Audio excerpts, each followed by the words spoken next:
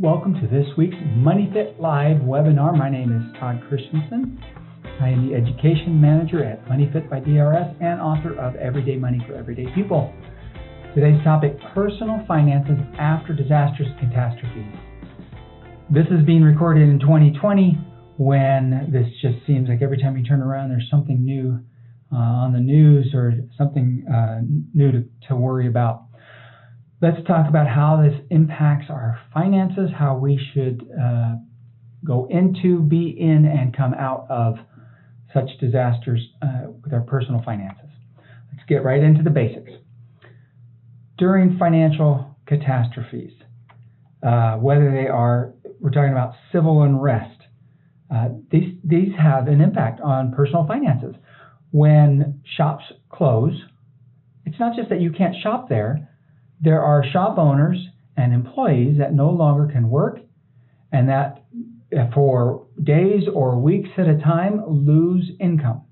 And that income means that they can't take that, turn around and shop at the grocery store or shop at another store around the corner or down the street or the next town, so that it has a ripple effect. So that could be even the civil unrest, even though it tends to be relatively focused geographically and contained, it can still affect people far beyond that small area of a town or city. Layoffs, downsizing during catastrophes, during disasters or after disasters or catastrophes.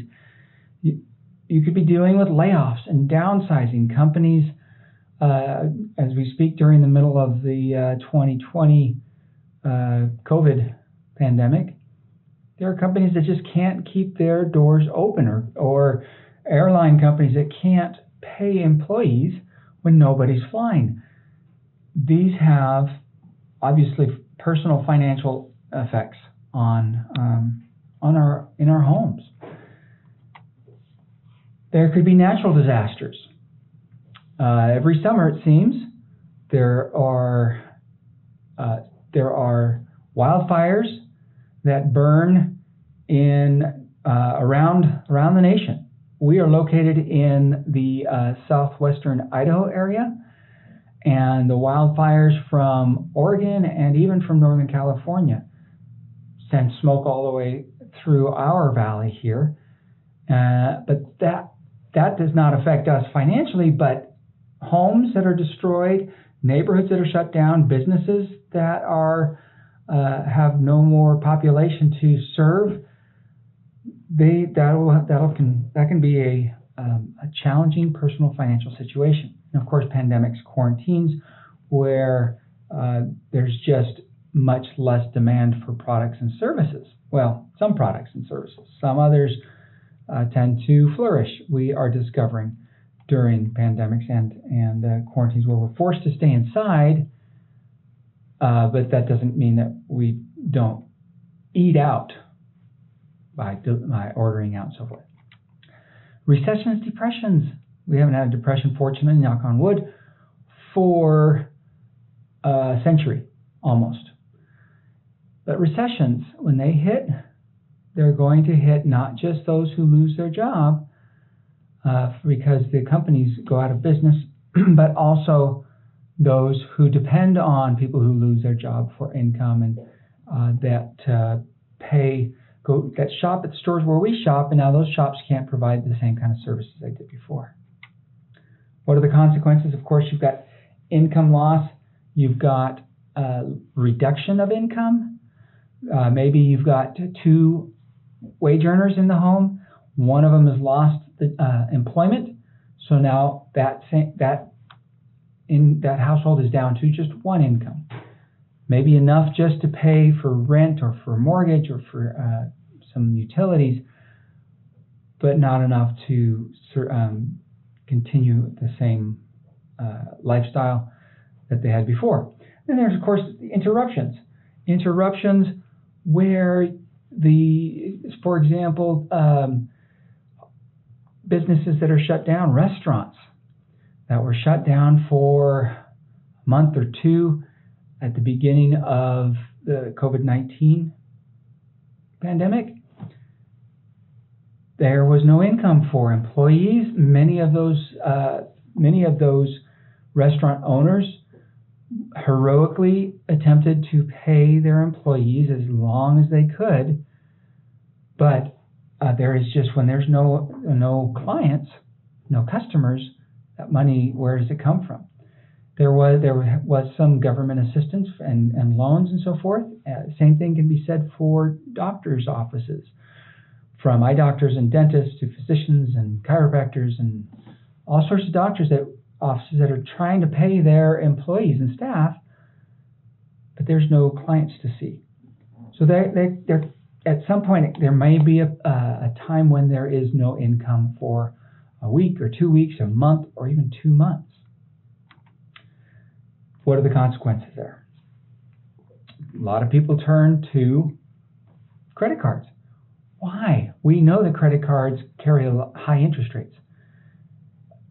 From when I started teaching personal finance back in 2004, 2005, and all the way through about 2017 or so, interest rates on average in credit cards were about 13, 14%. Over the last couple of years, they've skyrocketed to 16, 17, 18%. So we max out those credit cards. Why credit cards? Because we just have no savings in this, personal savings in this country. Depending on the study that you will look at, between 60 and 80% of all American households have no savings. They live paycheck to paycheck, putting nothing into savings month after month. So of course, when a disaster hits, there is just nothing to turn to get us through those difficult times. Then you've got missed payments or late payments on mortgages, on car loans, on personal loans, on credit cards, medical debts. We start to miss payments, which of course will hurt our credit, but also it starts to hurt those businesses. If you were talking about medical offices, for example, and those employees then start to miss some of their income. It becomes a cycle during disasters and catastrophes. If you miss enough payments to, well, let's incur the wrath of the creditor. The creditor has the choice, typically as soon as you miss a payment in many cases, to repossess your vehicle, after a certain number of missed payments to foreclose on your home, or take you to court. Credit cards, collection accounts, depending on how much they feel it's worth it to them, will take you to court, get a judgment against you, and then with that judgment they can garnish your wages, because if you owe the money, they're going to find a way to have you pay it. Of course, with few exceptions, where if you have protected income because of disability, for example. And then we got foreclosure again on the home. They can begin foreclosure proceedings to take back your home. And if that's the case, and you want to stay in the home, you know that you're going to be able to get some money at some point, or you just can't get caught up. You have the income, but you're not getting caught up because of all of the extra fees. Your really only option to save that home often is bankruptcy, which is known as the nuclear option, because of how damaging it can be to your credit and how frustrating it can be to go through. Nobody goes through bankruptcy they never say, well, we'll just file for bankruptcy. It is never a pleasant scenario to go through, where the trustee of the court and the attorney, if you're using an attorney, will then start to get into a lot of details about your financial choices prior to the bankruptcy and during the bankruptcy. So these are some of the consequences during and after these disasters and catastrophes. So what are some of the steps we can take during the disasters? Well, let's talk about spending. Go into emergency mode. I don't have to say this. We already do this as a society. It's pretty clear. As soon as a recession hits, we go from historically from having either 2 to 4% of personal savings rate up to 6 to 12%.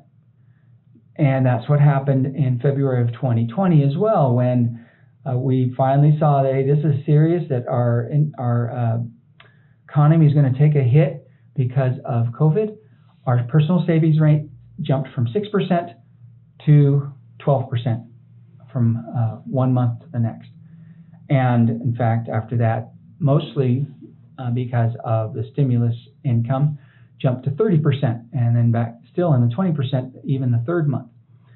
But even with other recessions, and the Great Recession, and the housing, during the housing bubble, and the recession of the late 1990s, and the recession of the early 1990s, and the recessions of the early 1980s, our savings rates go up when we see that there's trouble coming down.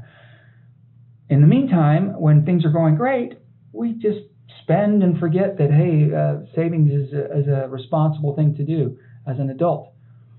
And so when we do face or enter a disaster or a catastrophe, we need to go into emergency spending mode. And here's what I mean by that. We need to make sure we know what our priority spending expenses are. You can even number them 1 to 5. 1, what are your physical survival needs? If you're not sure what they are, ask a second grader. Literally, that's when they study it. We do forget about this over the years. We get to be adults and we start to think, well, of course, there's food, housing, and some, I think, clothing. That's what the second grader is going to say. And then we start to add a cell phone and a car and a nicer home, and we start adding all this stuff. It's not needs, it just becomes expected in our lifestyle. Make sure that you prioritize your physical survival needs: food, water, shelter, security, and some clothing. Number 2 goes to those critical comfort wants, the things like transportation. We could do without if we absolutely had to. It would affect our job, quite likely, unless we're working remotely from home, of course. A cell phone, can you survive without cell phone? Yeah, you can. People do all the time. Do we want to? Absolutely not. But that turns it from a need, because we can, we just don't want to. And it is a want. But those are really critical, important. Transportation usually, and cell phone right up at the top. Internet access as an example. Personal preferences, now we're talking about lifestyle, about are we dining out regularly? Are we going out to movies? Well, of course, during a quarantine, we wouldn't. What are the personal preferences we have for our lifestyles that we could do without, just from 1 month to the next? Trivial wants, things that we spend money on that we wouldn't even notice. This would be picking up some extra goodies, our donuts on our way home from work or at the store, to just buying little trinkets here and there online or whatever. Trivial. We wouldn't notice them. And then the 5th one, put number 5, those are your long-term wishes, things that we're saving for long-term, short long-term vacations, gift giving, replacing or fixing the vehicle, that sort of thing. Those are long-term wishes and hopes. Once you've prioritized them, then it makes it really easy when emergencies occur. We could just go back into emergency spending mode as we get rid of the 5s. Okay, we're in emergency mode. We need to make sure that we got today's needs covered, not tomorrow's. Once if we've eliminated 5 and we still need to get rid of, that we get rid of 4s, and we can get rid of 3s. These are just, and if things get really, really tight, all we're left with is 1s and hopefully a few 2s. There are times when we have to turn, when we can't cut anything else. There are times when we turn to our communities, to nonprofits, to churches, to government, just to get us through those situations. Okay, so unemployment. Let's make sure, this is secure your income. When you are struggling, there's a situation where you're not sure where the next paycheck's coming from, you've just been let go, downsized, whatever it might be. One of the first steps should be to run to or contact your Department of Labor, Department of Workforce Services to apply for your unemployment benefits. They're not going to cover or replace your income. Typically, for most households, it might there are absolute limits to how much you can get from unemployment. But typically, most households are going to get about 30%, maybe 40% of their monthly income from unemployment. Make sure that you continue to have medical insurance coverage and you're taking care of your health. You don't want to get to a point where things get worse with your health than it would have been otherwise, and you start to incur a lot of medical bills. Your health can generate, your bad health can generate tens of thousands or $100,000 of debt almost overnight if we don't take care of ourselves. If you've got a steady paycheck, make sure that you are focused on keeping that paycheck. Of course, emergencies, catastrophes, if you've got the income or disasters, that is not the time to be switching jobs.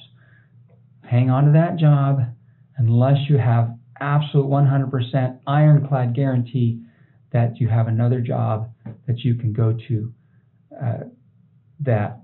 Because if you've got steady income during a difficult time, count yourself blessed. Side hustles. It's not just about cutting expenses. Look for ways to increase your income. During the COVID pandemic, there's been a huge need for delivery drivers, food delivery, grocery delivery. So there's these side hustles you can do in your spare time. It just so happens that most deliveries happen. The busiest time is during dinner when everybody's off their 8 to 5 job, and you can jump on and make an extra $15, $20, $30 in a couple hours. They're not typically going to replace your steady income. Most side hustles, if you're lucky, will generate about somewhere between 1 and 2 times minimum wage. That's pretty common. And remember, debt is not income. When going to go back to credit cards, just because you have you have a home equity line of credit, for example, that you think, hey, we've got money over here we can use. It's not money, it's debt. Don't ever consider debt to be money. It is, you're borrowing money, but you now owe that back plus interest. You are using debt means that you are harming your future self because you have to pay that back plus extra interest. So avoid thinking that debt, credit cards, home equity line of credit, any kind of debt is appropriate for using as income. Okay, also, we talked about savings briefly, but this is, what do you do if let's say you've lost your income, and you have some savings. Congratulations, first of all, you are in a very exclusive club that you have some savings. What do you use it for? Do not start using savings until you have gone through your emergency spending checklist, your prioritization, and you've gotten rid of all your 3s, 4s, and 5s. Don't be spending your savings on dining out, on going out to movies, on buying a new pair of shoes or a new outfit or some new tools just to putter around in the garage. Only use your savings for priorities. Number 1, survival, and number 2, those really critically central wants, the transportation and communication. Ideally, not even those. Hopefully you don't have a car loan, but that's what you use savings for. And then make a commitment to save a percentage of every revenue, every piece of income that comes into your household. If you, even during an emergency, even during disasters and catastrophes, if you have steady income still, commit to yourself that from now on you are always going to save something for the future you, because the future you is going to need some of that. Let's talk about credit. Now, during emergencies, during disasters, during catastrophes, credit can be an important thing. If you needed a personal loan Or you want to protect it for future. If maybe you're thinking of buying getting into a new home in the next year or two. Pull your credit. You have the right to pull your credit every 12 months from each of the 3 consumer reporting agencies, that's Equifax, Experian, and TransUnion, through annualcreditreport.com. Don't go to other places that promise you free credit reports. There's a lot of places that offer free credit scores, but they don't offer you the detailed information in a credit report. That's annualcreditreport.com. Review it. Go through it and look for account status and details and payment information, so forth. If you want to know more information, go to our webinar archive at moneyfit.org/live-archive, and you'll find there at least one webinar I've done in the past about reading and disputing errors on your credit report. You want to make sure you know what's on there and get it cleaned up. Monitor your credit. Those free credit score services often will send you an email when they notice something happening. I'm not one to be excited about paying for credit monitoring because many of these services offer it for free. And then minimize your credit usage as much as you can. You don't want to come out, if at all possible. It's better to come out with credit card debt than not come out at all. But if you can get through your catastrophe or the disaster without using your credit, great. That would be the goal. All right, and then enlist others in your cause. And those who have a stake in your success, of course, spouse, partner, children, siblings, parents, friends and neighbors, social circle, clubs, churches, so forth. If you are struggling, don't think that you're in this alone. One of the great things about catastrophes and disasters, and there is a great thing, is that it brings us together as society. We realize that our differences are far fewer than our similarities, and that most people are willing to lend a helping hand, help somebody in need. So reach out to those who are in a position to help. How do you ask children, especially if they're not adult children? They can help in simple ways. Teach them the importance of turning off light switches when they leave a room. Teach them the value of waiting. For many utility companies, electric companies, charge lower electricity rates at nighttime than they do during the weekday. So talk to them about why you're doing laundry at nighttime instead of during the day. Help them understand how they can do some of the little things to help out.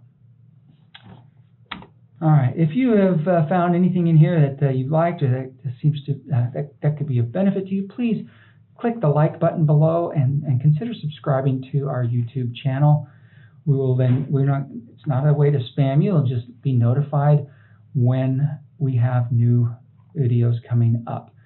Plus, it's a way for YouTube to recognize videos that can be helpful to other people. And this sort of information is, I'm sure you would agree, is helpful for the vast percentage of our population. If you would like a certificate of completion, you've spent the time, you've done the time. Now go to moneyfit.org/live, and underneath the current webinar listing, you'll see a magenta button there that will give you an opportunity to click on it, go to get a certificate. You'll just put in your name, how you want it on the certificate, your email, where you want it sent, identify this webinar, which is personal finance and disasters and catastrophes, and then it'll ask you for this passcode, COVID-19. No capital letters, no spaces, no dashes, no dots. Lowercase, COVID-19. And then that certificate will be sent directly to you within a minute or so. If you have any questions, if there's anything questions I can answer for you, or situations that you're struggling through that you would like some help or resources, please do consider reaching out. My email and my phone number are there. We'd love to hear from you. That's why we're here. That's why we're a nonprofit. But thank you again for joining me. Have yourself a great afternoon.